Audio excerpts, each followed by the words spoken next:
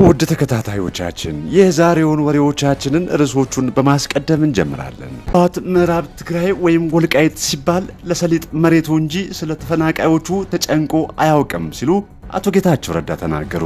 አማራ ክልል ራሳቸውን የሚያጠፉ ሰዎች ቁጥር ጨመረ። ፕሬዝዳንት ዶናልድ ትራምፕ በአሜሪካ የንግድ አጋሮች ላይ ታሪፍ ቢጥሉም ሩሲያ በዚህ ዝርዝር ውስጥ አልተካተተችም ተባለ። ዩናይትድ ስቴትስ በመካከለኛ ምስራቅ ያሰማራቻቸው አውሮፕላን ተሸካሚ የጦር መርከቦችን ወደ 2 ከፍ ማድረጓን የሀገሪቱ የመከላከያ ሚኒስቴር አስታወቀ። የተከበራችሁ ውድ የኢትዮጵያ ልጆች በያላችሁበት ሁሉ ሰላም ይብዛላችሁ። ይህ የድል ሚዲያ ነው። ውድ ተከታዮቻችን በዓለማችን ከተከሰቱ ሁነቶች መካከል አስገራሚና ተመራጭ የሆኑ ወሬዎችን ለእናንተ የምናሰማበት ሰዓት ላይ ደርሰናል። እንደምን ሰነበታችሁ በማለት ሰላምታችንን በማስቀደም መረጃዎቹን እናሰማችኋለን። አብራችሁን ሁኑ።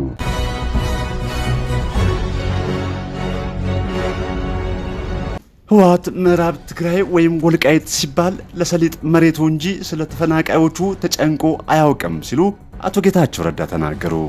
አቶ ጌታቸው ረዳ በትግርኛ ቋንቋ ያስተላለፉት መልእክት ትርጉም ባለፉት 20 ቀናት በትግራይ የሚታየው ፖለቲካዊ ትርምስ ስልጣን ወይም የሞት ሽረት ብሎ የተነሳው ኋላ ቀር ቡድን ላለፉት 2 ዓመታት የተበተበው ሴራ የመጨረሻ ጡዘት ምዕራፍ መድረሱን ያመላክታል አሉ። ሕግና ስርዓት ያስከብራል ተብሎ ተስፋ የተጣለባቸው አንዳንድ የተሻለ ታሪክ የነበራቸው ዝነኛ ሰው ሳይቀሩ የስርዓቱ ጭቃ ውስጥ ገብተው የሚያቦኩበት ከፍታ ላይ ነው የተደረሰውም ብለዋል።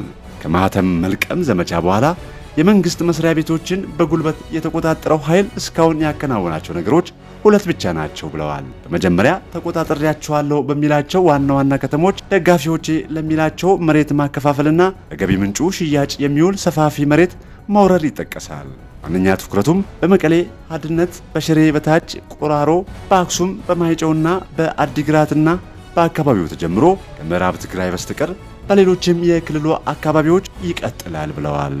በዛም ያገኘውን መሬት ለመከፋፈልና ለመሸጥ እንጂ የጠፋውን ለመመለስ ምንም ፍላጎት ወይም ተነሳሽነት የሌለው ኃይል በመሆኑ ተፈናቃዮችን ወደ ነበሩበት ለመመለስና የትግራይን ሉዓላዊ መሬት ለማስመለስ ከመፈክር ያለፈ ጥያቄ እንኳ ሲያቀርብ አልታየም። ስለሆነም መላው የትግራይ ወጣቶች መሬታቸውን ከሽፍቶች ጠብቁ ብለዋል። በማህተም ቀሚዎች የተወሰኑ ውሳኔዎች ህጋዊ ተቀባይነት ተፈጻሚነት እንደማይኖራቸው በመገንዘብ በመሬት ወረራ እንድትሳተፉ በመጋበዝ ላይ የምትገኙ ባለሀብቶችም ገንዘባችሁ ቁም ነገር ላይ መዋሉን አረጋግጡ ብለዋል። ሁለተኛው የዚህ ኋላ ቀር ቡድን ትኩረት አዲስ አበባ የተመላለሰ ስልጣን ይገባኛልና አጽድቁልኝ እያለ ደጅ መጥናት ነው። ሰላም ፈላጊዎች ነን፣ የፕሪቶሪያው ውል እናስፈጽማለን፣ ብቻ ወንበር እንረከብ በማለት እየተማለደ ይገኛል ብለዋል።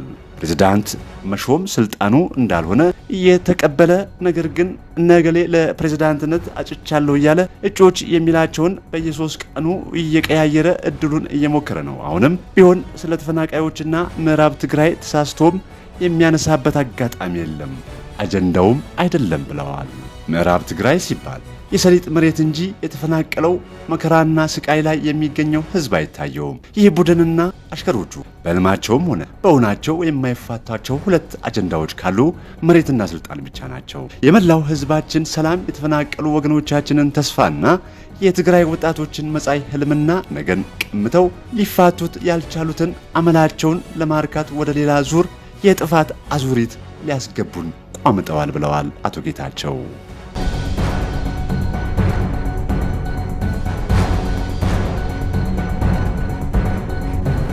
በአማራ ክልል ራሳቸውን የሚያጠፉ ሰዎች ቁጥር ጨመረ። በአማራ ክልል ራሳቸውን የሚያጠፉ ሰዎች ቁጥር እየጨመረ መምጣቱን የክልሉ ነዋሪዎችና የሕክምና ባለሙያዎች አስታወቁ። የደብረ ወርቅና የቢቸና ከተማ ነዋሪዎች እንደሚሉት በአንድ ወር ውስጥ አንድ ቀበሌ ብቻ 3 ወጣቶች ራሳቸውን ገድለዋል። የባህር ዳሩ የፈለገ ሕይወት አጠቃላይ ስፔሻላይዝድ ሆስፒታል የድንገተኛ ክፍል ኃላፊ ዶክተር ጓዴ ተዋበ እንደገለጹት ደግሞ ባለፉት 7 ወራት ራሳቸውን ለማጥፋት የሞከሩ 156 ሰዎች ወደ ሆስፒታላቸው መምጣታቸውን ተመዝግበዋል። በጣም ከተጎዱ በኋላ ሆስፒታል ከደረሱት መካከል ደግሞ ሕይወታቸው ያለፈ መኖሩን ሐኪሙ ተናግረዋል። በወራቤ አጠቃላይ ስፔሻላይዝድ ሆስፒታል የአእምሮ ሕክምና ስፔሻሊስት ዶክተር እስጢፋኖስ እንዳላማው ራስን ለማጥፋት የሚያስችሉ መነሻ ምክንያቶች በርካታ መሆናቸውን ጠቅሰው ዋነኞቹ ድብርትና ቅጽበታዊ ሁኔታዎች የሚፈጥሩት እንደሆነ አስረድተዋል። ባለሙያው ከዚህ በተጨማሪም ጦርነቶች፣ ስራ ማጣት፣ ከፍተኛ ሐዘን፣ ማህበራዊ ቀውሶች፣ ከፍተኛ የአእምሮ ህመም፣ ጭንቀት ራስን ለማጥፋት መነሻ ሊሆኑ ይችላሉ ብለዋል።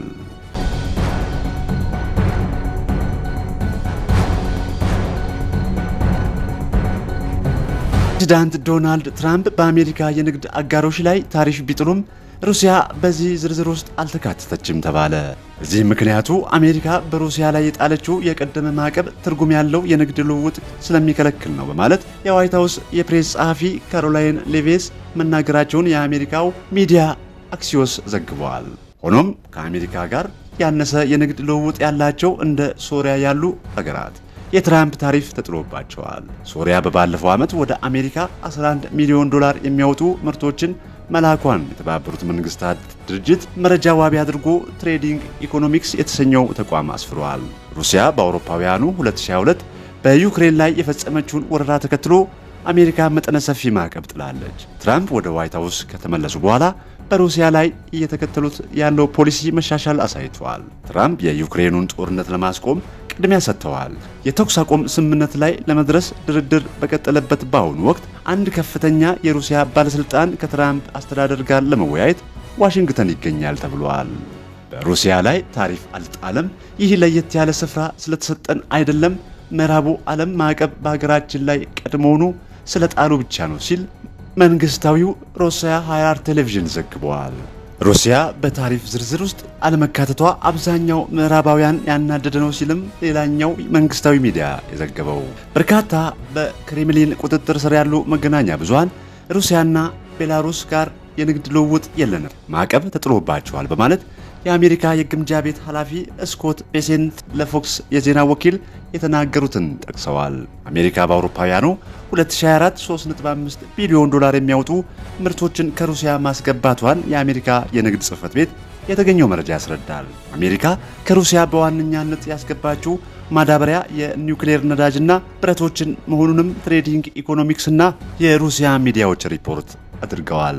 አንዳንድ የሩሲያ ሚዲያዎች በተለይም በአውሮፓ ላይ የጣለውን ታሪፍ በምጸትና በመዛባት ነው የዘገቡት ይላሉ። ዩክሬን በበኩሏ ወደ አሜሪካ በምትልካቸው ምርቶቿ ላይ 10 በመቶ ታሪፍ ተጥሎባታል።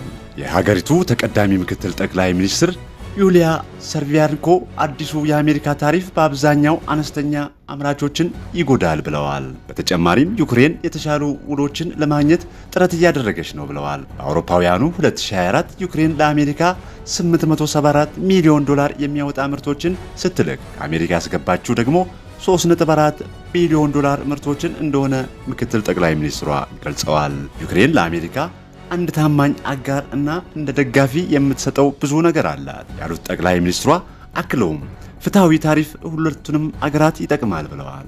በአሜሪካና ዩክሬን መካከል ያለው የንግድ ልውውጥ አነስተኛ ቢሆንም አሜሪካ ከሩሲያ ጋር ለሚደረገው ጦርነት ከፍተኛ የቁሳቁስ ድጋፍ ለዩክሬን አድርጋለች። ትራምፕ አገራቸው ለዩክሬን ያደረገችው ድጋፍ ከ300 እስከ 350 ቢሊዮን ዶላር የሚያወጣ ነው ሲሉ ይከራከራሉ። የአሜሪካ መከላከያ ሚኒስቴር በበኩሉ አገሪቱ በአጠቃላይ በአውሮፓ ለምታደርገው ስልጠናና የመከላከያ ክምችቶች ለመሙላት የፈጀችው 182.8 ቢሊዮን ዶላር ነው ብሏል። አሜሪካ እስካሁን ላደረገችው ድጋፍ እንዲሁም ጦርነቱ ሰላማዊ እልባት እንዲሰጠው ዩክሬን ማዕድናት እንድትሰጣት እየጠየቀቻት ትገኛለች።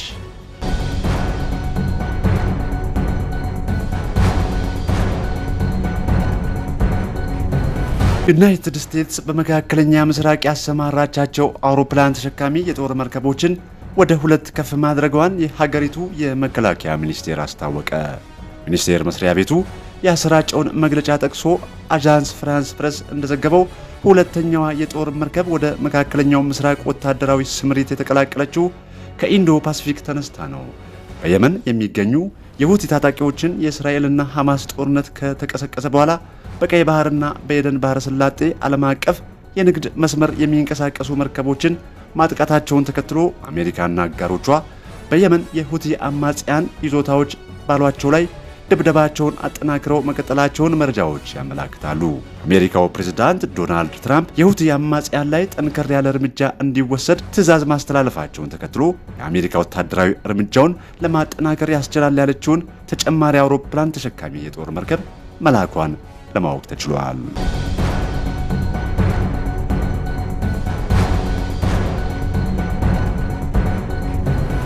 ጀርመን በእስራኤል ጥቃት ጋዛ ውስጥ የተገደሉ የጤና ባለሙያዎች ጉዳይ አስፈላጊው ምርመራ እንዲደረግ ጠየቀች።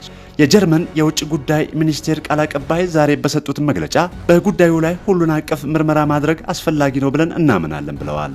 ቃል አቀባዩዋ አያይዘውም በደቡባዊ የጋዛ ሰርጥ በምትገኝ የራፋ ከተማ የተፈጸመውን ጥቃት አስደንጋጭ ብለውታል። የሕክምና ባለሙያዎችና የሰብአዊ ረድኤት ሰራተኞች ኢላማ መደረግ እንደሌለባቸው በማከል በራፋ እስራኤል ፈጸመችው በተባለው የተኩስ ጥቃት 8 የፍልስጤም ቀይ ጨረቃ የሕክምና ባለሙያዎች መገደላቸው ተገልጿል። እስራኤል በበኩሏ ወታደሮቿ አጠራጣሪ በሆነ መልኩ ወደ ይዞታቸው ይመጡ ወደ ነበረው መኪና ተኩሳቸውን አምናለች። ይህም የሆነው ታጣቂዎች አምቡላንሶችን ለሽብር ጥቃት ስለሚጠቀሙባቸው ነው ማለቷ ተገልጿል። ይህን የዘገበው የጀርመን ዜና አገልግሎት ነው።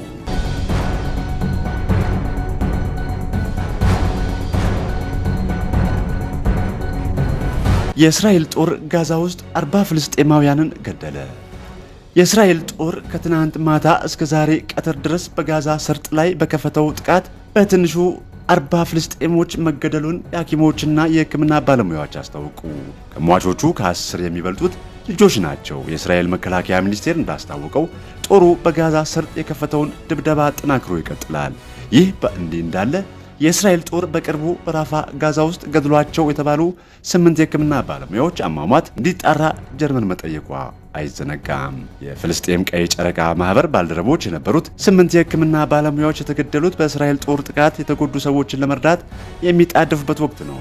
አንድ የጀርመን ውጭ ጉዳይ ሚኒስቴር ቃል አቀባይ ዛሬ ከበርሊን እንዳስታወቀችው ደቡባዊ ጋዛ ከተማ ራፋ ውስጥ የተፈጸመው ግድያ አስደንጋጭ ነው። ቃል አቀባይዋ አክላ እንዳለችው የሕክምና ባለሙያዎችና የሰብአዊ እርዳታ ሰራተኞች የጥቃት ኢላማ መሆን የለባቸውም ብለዋል።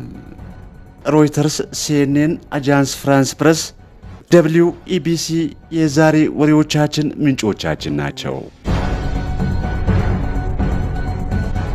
የምናሰማችሁን ወሬዎቻችንን በየድል የዩቲዩብ ቻናል ከሌሎች አዝናኝና አስተማሪ ፕሮግራሞች ጋር መከታተል የምትችሉ መሆኑን እየገለጽን ሰብስክራይብ፣ ላይክ፣ ሼር በማድረግ ቤተሰብ እንዲሆኑ ስንጋብዞ በመተማመን ነው ዛሬ ያቀረብንላችሁ ወሬዎቻችንን ለእናንተ ይመጥናሉ ብለን ያሰማናችሁ ናቸውና በቀጣይ እስከምንገናኝ ሰናይ ጊዜ ይሁንላችሁ።